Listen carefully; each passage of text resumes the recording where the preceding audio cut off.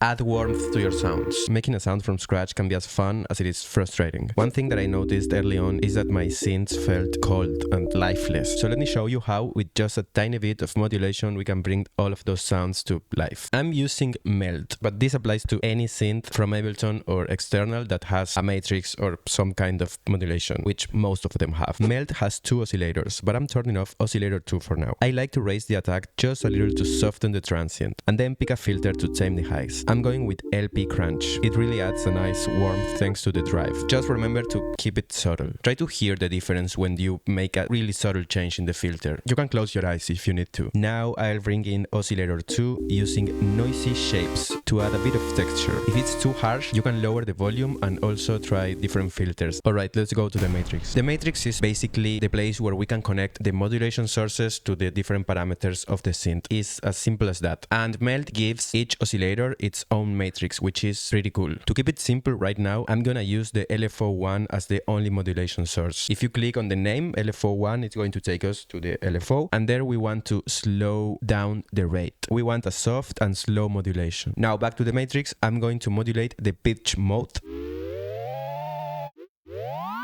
As you can tell, that's way too much. Horrible. Hear me out. Hold shift while you drag the mouse to get finer control. That way we can go a lot slower. Because this LFO doesn't have an amount parameter, we have to use a very small number here. Something between 0.3 and 1.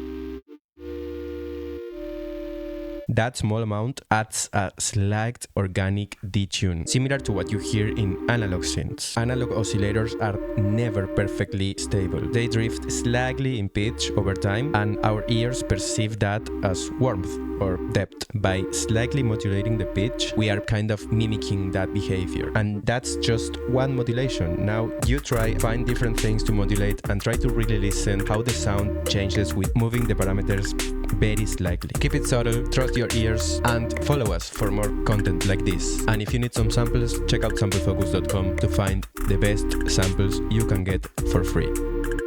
Bye.